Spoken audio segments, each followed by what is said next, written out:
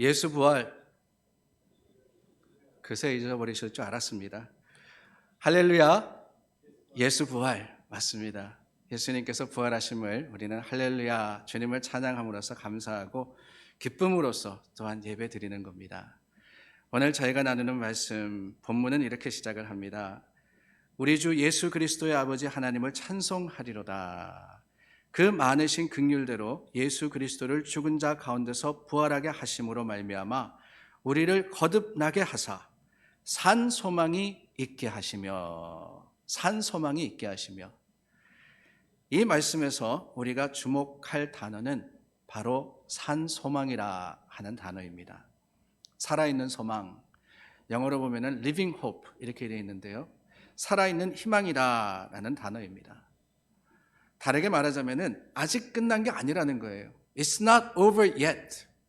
여전히 바랄 수 있고 여전히 꿈꿀 수 있는 상황이다라는 그 의미를 가진 것이 바로 산소망이라는 이 짧은 단어입니다. 이 산소망에 대해서 이해하려면은 당시의 상황을 알아야 됩니다. 베드로 전서 저희가 1장 3절서부터 7절 말씀을 나누었는데요. 베드로 전서의 저자는 1절입니다. 예수 그리스도의 사도 베드로는 이라고 합니다. 예수 그리스도의 사도 베드로. 우리가 잘 아는 예수님의 제자, 어부였으나 사람을 낚는 어부가 되리라고 하신 그 예수님을 따라서 모든 것을 버려두고 나선 바로 그 베드로입니다. 고난주간이 되면은 이 베드로가 자주 언급이 됩니다. 예수님께서 마지막 만찬의 자리에서 제자들의 발을 씻기십니다. 그런데 베드로가 예수님 절대 안 됩니다. 제 발을 씻을 수 없습니다. 씻기실 수 없습니다. 라고 했죠. 그때 예수님께서 내가 너를 씻기지 않으면 너와 내가 상관이 없다 라고 하시니까 그제서야 발만 아니라 손도 머리도 다 씻어 주십시오 라고 했던 것. 그게 바로 베드로였습니다. 겟세마네 동산 예수님이 잡혀가시던 현장에서 대제사장의 종의 귀를 쳐서 벤 자가 또한 베드로였습니다. 십자가를 지러 가시는 예수님을 멀찍이 쫓아가며 예수님을 3번이나 부인한 주인공도 바로 그였습니다. 그의 원래 이름은 시몬이었죠. 그런데 예수님께서 이 베드로를 부르시면서 시몬을 부르시면서 게바라는 이름을 주셨습니다. 게바는 당시 언어였던 아람어로서 반석이다 하는 뜻입니다. 반석, 큰 돌이라는 거예요. 예수님께서 반석 위에 내 교회를 세우리라고 하실 때 그 반석을 의미하는 것이 바로 게바라는 이름이었으며, 그렇다면 베드로는 어디서 왔느냐? 베드로는 이 게바, 반석이라는 것을 히브리어로 표현하면은 베드로가 되는 겁니다. 그러니까 예수님의 제자였던 베드로는 이름이 3개인 겁니다. 시몬 베드로 게바. 시몬 베드로 게바. 그 이름대로 베드로는 우직한 사람이었으며 예수님을 따라서 3년 동안 가장 가까이에서 또한 가장 열정을 가지고 섬겼던 사람입니다. 그런 베드로가 1절 말씀해 보니까 본도, 갈라디아, 갑바도기아, 아시아와 비두니아에 흩어진 나그네, 로마에 속한 소아시아 5지역입니다. 이 소아시아 5지역의 교회들에게 편지를 썼는데 학자들은 이 베드로 전서가 쓰여진 시기가 약 주 64년경이다라고 이야기를 합니다. 주 64년. 베드로가 이 로마에 도착한 직후, 특히 주 64년에 중요한 사건이 일어나는데 어떤 사건이었습니까? 이 64년의 큰 사건이 다른 것이 아니라 로마에 화재가 났을 때 로마 황제였던 네로가 기독교인이 방화를 했다라고 소문을 내어서 본격적인 박해가 시작된 것이 바로 그때였습니다. 안 그래도 예루살렘의 박해를 피해서 흩어진 기독교인들에게 이 주 64년에 벌어졌던 그 박해와 핍박은 하늘이 무너지는 것과 같은 고통이었을 것이며 좌절의 순간이었을 겁니다. 그런 교회와 성도를 향해서 베드로가 편지를 쓰는 거예요. 어떤 편지였겠습니까? 무슨 내용으로 베드로가 편지를 썼겠어요?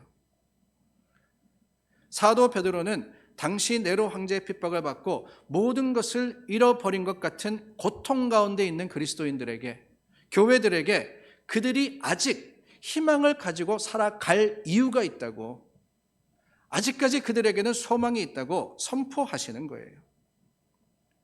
6절 말씀과 같이 이제 여러 가지 시험으로 말미암아 잠깐 근심하게 되지 않을 수 없으나, 말이 어렵습니다. 쉽게 표현하자면은 근심하게 되었다는 거예요. 여러 가지 시험으로, 여러 가지 환난으로, 핍박으로 말미암아서 근심할 수밖에 없다는 겁니다. 그러나 여러분, 그게 다가 아니었어요. 6절 말씀해 보니까 오히려 크게 기뻐하는도다. 오히려 크게 기뻐하는도다. 반전이 있다는 거예요. 근심할 수밖에 없는 상황 속에서 기뻐할 만한 이유가 있는데, 그게 뭐냐? 그게 바로 산 소망이다 라고 말씀을 하십니다. 사랑하는 여러분, 오늘 우리에게도 절실하게 필요한 것이 바로 산 소망 아닙니까? 오늘이 무슨 날입니까? 부활주일입니다. 제 평생에 이런 부활주일은 처음입니다. 여러분들도 대부분 마찬가지실 거예요. 한국전쟁, 70년 전에 한국전쟁을 경험하신 분들이나 예배 드리지 못하는 고통과 아픔을 겪으셨지, 우리는 매주 아무 어려움 없이 마음대로 편안하게 예배 드려왔는데, 지난 한 달 동안 교회 가고 싶어도 가지 못하고, 아니 밖에 나가지도 못하는 형편이 되니까 좌절과 실망의 마음이 머리를 덮었습니다. 더 답답한 것은 언제 끝날는지 모르겠다는 거예요. 사회적 거리가 시작될 때만 해도 한 달 후 부활주일이면은 우리 다시 만날 수 있겠지, 정상으로 돌아오겠지 기대했습니다. 그런데 여러분, 한 달이 지나도 별 달라지지 않는 현실 속에서 그 기대가 무너지며 더욱 불안하고 염려가 되지 않을 수가 없는 거예요. 우리가 가졌던 희망, 소망이 다 사라진 것만 같습니다.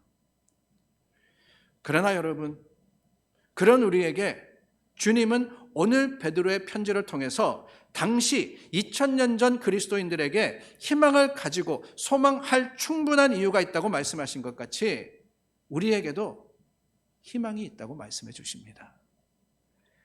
우리도 산 소망을 가져야 한다고 하십니다.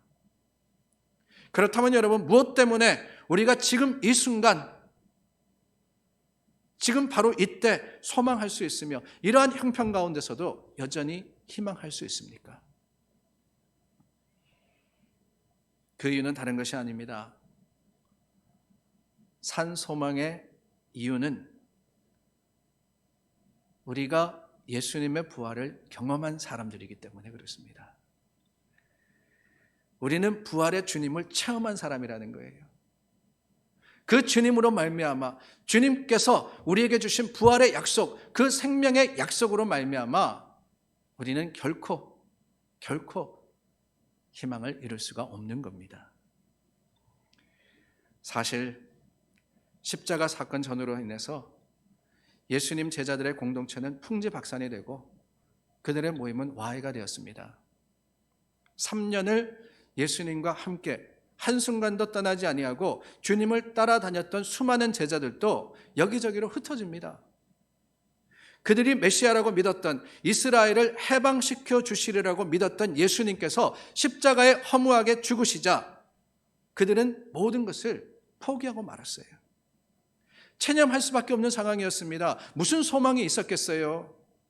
예수님을 따라서 3년을 살아왔는데, 예수님의 말씀을 소망했는데, 그 하나님의 영원한 나라를 바라였는데 예수님이 죽으심으로써 모든 것이 끝난 것만 같아 보였던 겁니다. 그러므로서 제자들 흩어지기도 하고 도망가기도 하며 체념해 버리기도 했어요. 예수님 만나기 전에 삶의 모습으로 돌아간 제자들도 있었습니다. 그런데 여러분, 한순간 그들이 다시 예루살렘으로 모이기 시작합니다. 기도하기 시작했어요. 서로를 격려하며 소망을 가집니다.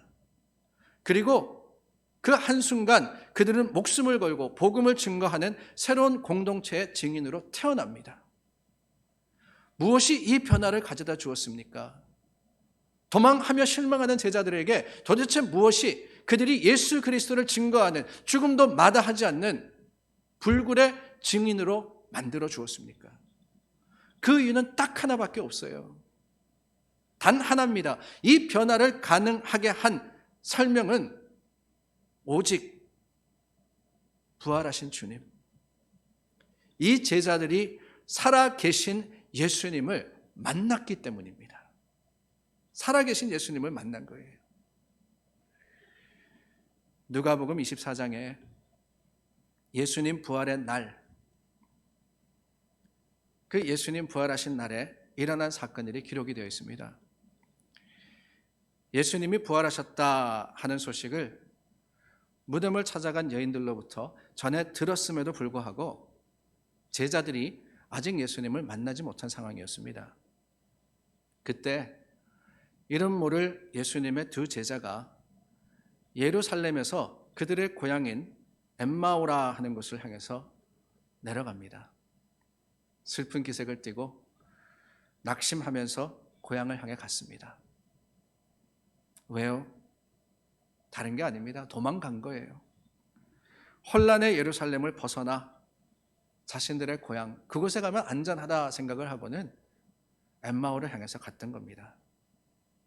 예수님이 부활했다라는 소식을 듣지 못한 게 아닙니다.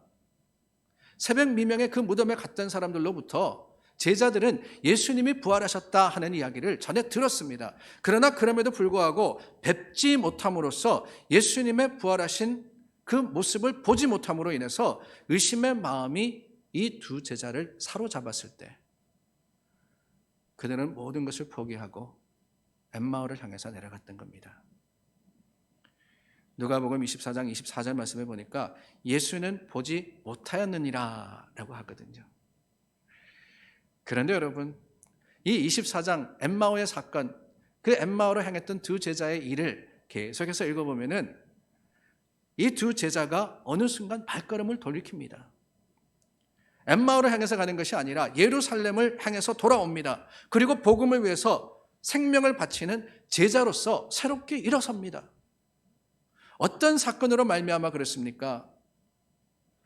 부활하신 주님이 엠마오 길을 향해 내려가던 그 두 제자에게 찾아오심으로 인해서 그러지 않았습니까? 물론 그분이 부활하신 예수님인 것을 몰랐던 두 제자는 알아보지 못합니다. 낯선 나그네라고 생각을 했습니다. 여전히 힘없고 무력한 모습으로서 자신들의 절망을 이 낯선 나그네와 나누게 됩니다. 그런데 여러분, 예수님께서 이 두 제자와 성경의 말씀을 나누기 시작하는데 예수님이 풀어주신 이 성경 이야기를 들으면서 어떤 변화가 생기느냐, 이 두 제자의 가슴이 뜨거워졌다 그랬어요. 이 두 제자의 가슴이 뜨거워졌다는 거예요. 부활하신 예수님을 체험하고 그 예수님을 경험하게 되니까 그냥 그 모습 그대로가 아니었습니다. 부활하신 주님을 바라보면서 이 한순간 제자들의 마음과 모습과 삶이 완전하게 달라졌다는 거예요. 그리고는 그 뜨거운 마음을 가지고 도망하던 자들이 뒤돌아서 예루살렘으로 돌아옵니다. 변화된 거예요. 에베소로 가던 두 제자, 예루살렘으로 돌아와서 만났던 11 제자와 함께한 자들도 마찬가지였습니다. 두 제자가 그들이 만난 예수님에 대해서 증거했어요. 엠마오로 가던 길에 우리가 낯선 나그네를 만났는데 그분이 예수님이셨어. 부활하신 예수님이셨어. 예수님이 성경을 풀어서 말씀을 해주시는데 우리의 가슴이 뜨거워서 견딜 수 없어서 증거하기 위해서 예루살렘으로 돌아왔어. 그곳에 모여 있었던 다른 제자들에게 증거했지만 여러분, 누가복음은 그들도 믿지 않았다라고 이야기를 합니다. 그때 예수님께서 이 제자들이 모인 곳을 찾아오시거든요. 예수님이 찾아오십니다. 그런데 오히려 예수님이 찾아오셨음에도 불구하고 이 제자들 의심하고 두려워했습니다. 왜요? 부활하신 예수님, 그 예수님을 직접 체험하지 못하고 그 예수님을 만져보지 못했기 때문에 그래요. 오직 그들이 직접 예수님을 만지고 예수님을 체험했을 때 제자들의 마음이 열려서 성경을 깨달았더라라고 이야기를 하십니다. 예수님의 오심과 죽으심, 부활하심과 메시아 되심을 그제서야 깨닫게 되었다라고 이야기를 하는 거예요. 그럴 때 여러분, 예수님께서 그들을 향해서 말씀하십니다. 너희는 이 모든 일의 증인이니라. 너희는 이 모든 일의 증인이니라. 부활하신 예수님을 만난 자들만이 변화가 된 겁니다. 두려움과 염려가 믿음의 용기가 되고 소망이 되었습니다. 도망가던 자들이 돌이켜서 바른 길을 가게 되었고, 숨었던 자들이 나와서 증인이 되었으며, 좌절했던 자들이 사명의 용기로 가득하여서 담대함을 가지고 거리로 뛰쳐나갔던 것, 그 역사는 지식으로도 또한 그들이 가지고 있었던 어떤 힘과 능력으로도 이루어진 것이 아닙니다. 예수님을 만났을 때, 부활하신 예수님을 체험했을 때 그 주님으로 말미암아서 믿음의 용기와 신앙의 담대함을 가지게 되었던 거예요. 이것이 바로 부활의 공동체인 예수 그리스도의 교회의 능력이자 모습입니다. 교회는요, 사람들 모인 곳이 아닙니다. 교회는 부활하신 예수님 만난 사람들이 함께하는 곳이라는 거예요. 이 난리통에도 우리는 다시 한번 예배를 드리러 모였습니다. 비록 만나지 못하지만 영상으로나마 교회로 함께 예배 드립니다. 근데 가만히 생각해 보니까요, 믿지 않는 사람들이 보면은 별꼴이라 하지 않을까라는 생각이 들더라고요. 살기가 힘들고 세상이 혼란스러운데 뭐 예배까지 드리냐고, 난리냐고 그럴 것 같습니다. 먹고 살 거 없으면서, 니도 힘들면서 헌금이 뭐냐 그럴 것 같고, 내가 편안하고 잘 살아야 종교 활동하는 것이지 이럴 때 예배드리고 서로 기도하는 것이 그게 뭐가 우선순위냐라고 할 겁니다. 그러나 여러분, 우리는 무엇보다도 이 한 시간이 소중하며 어떤 모습이라 할지라도 주님 앞에 예배 드리는 것이 감사이며 기쁨이라 하는 것을 아는 사람들 아닙니까? 부활하신 예수님을 만났기 때문에, 그 예수님이 내 구주가 되셨기 때문에 이렇게 찬송하고 말씀 듣는 게 기쁨이며 즐거움이 아닙니까? 사랑하는 여러분, 부활의 주님을 만날 때 우리는 세상이 알지 못하는 산 소망을 가진 자가 되었고, 세상의 가치관과는 다른 영생의 확신을 가진 자가 되었으며, 세상의 모습으로 살아가는 것이 아니라 주님의 말씀으로 살아가는 하나님의 자녀가 되었습니다. 우리 발걸음이 돌이켜졌다는 거예요. 사명자로 서게 되었습니다. 주님의 주신 그 말씀의 증인으로서 오늘 쓰임 받는 것이 저와 여러분입니다. 우리는 살아계신 주님이 오늘도 이 예배 자리로 성령의 충만함으로써, 임재함으로써 함께 하심을 믿습니다. 우리와 함께 하신 주님, 우리의 예배를 받으시는 주님, 그리고 엠마오 길에서 두 제자와 동행하신 그 동일하신 주님이 오늘 우리와 함께 하시는 것을 믿는 거예요. 부활하신 주님을 만나면 안이 달라질 수 없습니다. 예수님을 만났다면요, 절대로 이전과 같을 수 없습니다. 그런데 너무나도 많은 사람이 그 주님을 만난 사람들 같지 않거든요. 여전히 무력합니다. 주님을 만났음에도 여전히 두려워합니다. 여전히 상심하고 숨어 있습니다. 그렇다면 뭐가 문제입니까? 우리가 만난 예수님이 우리를 변화시키시고 세상을 이길 용기와 힘을 주시지 못하는 연약하신 분이기 때문에 그렇습니까? 아니면 우리가 예수님을 만났다고 하지만 실은 그렇지 않은 것입니까? 예수님을 따른다고 하면서 여전히 걱정과 근심에 쌓여 있다면 내가 문제입니까? 예수님이 문제입니까? 내가 문제가 아니겠어요? 주님을 만난 우리는 결코 그렇지 않아야 되는데 여전히 우리는 세상의 모습으로 살아가고 있고 여전히 우리는 세상의 가치관으로서 오늘 하루를 보내고 있다 하면은 내가 문제인 겁니다. 사랑하는 여러분, 우리는 달라야 합니다. 다를 수밖에 없습니다. 거듭난 자들이기 때문에 그렇습니다. 코로나 바이러스가 왜 무섭습니까? 왜 세상이 멈춰서야 할 정도로 큰 문제입니까? 그 이유는 다른 게 아니에요. 백신이 없어서 그렇습니다. 백신이 뭡니까? 이 백신은요, 약하게 병에 걸려서 그 병을 내 몸이 이겨내고 항체를 만들게 해주는 약입니다.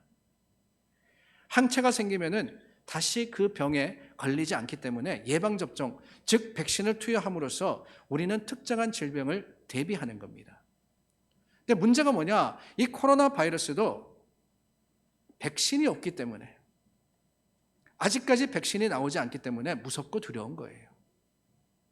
약하게 걸리는 게 아니라 걸리면은 제대로 걸리기 때문에 조심할 수밖에 없는 겁니다.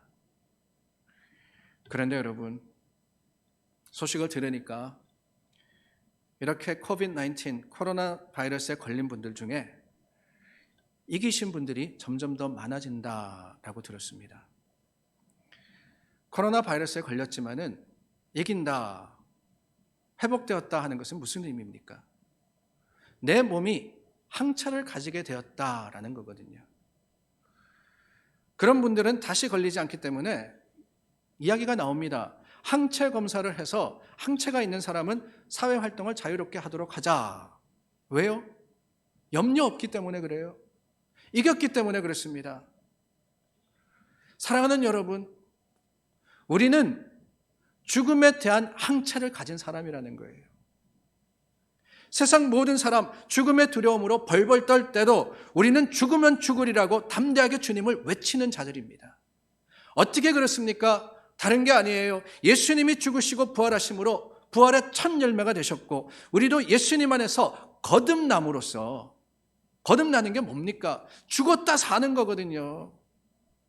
더 이상 죽음이 우리를 주장하지 못하게 되었기 때문에, 더 이상 죽음이 권세를 가지지 못했기 때문에, 그래서 우리는 새 생명, 새 소망을 가진 자가 되었다는 거예요.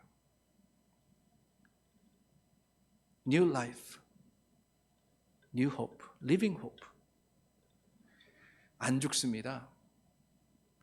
예수님 안에서 죽었다 산 자들, 거듭난 사람들은 안 죽어요. 그게 바로 영생입니다. 아니, 우리의 육신의 몸을 이야기하는 것은 아닙니다. 그러나 하나님께서 주신 영원한 생명, 천국의 소망을 가지고 살아가는 우리들에게 더 이상 죽음은 no problem, 문제가 되지 않는 거예요. 오늘 3절 말씀 다시 한번 보시기를 바랍니다. 우리 주 예수 그리스도의 아버지 하나님을 찬송하리로다. 그가 많으신 긍휼대로 예수 그리스도를 죽은 자 가운데서 부활하게 하심으로, 하나님께서 그 긍휼하신 사랑으로 예수님을 부활하게 하셨기 때문에 우리를 거듭나게 하사 우리는 그 주님 안에서 십자가에 함께 죽고 예수님과 함께 부활한 사람들입니다. 그렇기 때문에 산 소망이 있게 하셨다는 거예요. 산 소망이 있게 하셨다는 겁니다. 우리가 예수님을 믿는 순간 우리는 거듭납니다. 예수님을 구주로 고백하고 영접하는 순간 우리 이전의 삶은 죽고 주님 안에서 새 삶으로 거듭나는 거예요. 부활의 사건입니다. 다시 사신 주님이 우리를 태어나게 하신 거예요. 예수님 안에서 주님의 자녀로서 거듭나게 하신 겁니다. 이것을 믿고 고백한다면 여러분들은 이미 생명의 항체를 가지신 분이십니다. 거듭난 사람들에게 예수님께서 함께 하셔서 우리 안에 살아있는 희망을 주셨기 때문에, 그게 바로 living hope, 새 소망이기에 오늘 우리는 세상을 두려워하거나 염려하거나 걱정하는 것이 아니라 주님을 바라며 하나님의 주신 그 십자가 너머의 영원한 나라를 소망하여서 다시 한번 마음을 추스리고 주님 앞에 서는 겁니다. 우리가 자주 부르는 복음성가 가운데 살아계신 주 나의 참된 소망이라는 찬양이 있죠. 살아계신 주 나의 참된 소망, 걱정 근심 전혀 없네. 우리 가사로는 걱정 근심 전혀 없네 이렇게 되어 있습니다. 그런데 원래 언어, 그 영어에 보면은요, because he lives, 예수님께서 부활하셨기 때문에, 사셨기 때문에 all fear is gone 이렇게 되어 있어요. 그저 걱정 근심 없는 정도가 아닙니다. 세상을 살아가면서 염려하지 않고 마음이 편안한 것, 그 정도가 아니라 all fear, 모든 두려움, 우리를 염려하게 하는 것들 하나도 빠짐없이 is gone, 사라졌다는 거예요.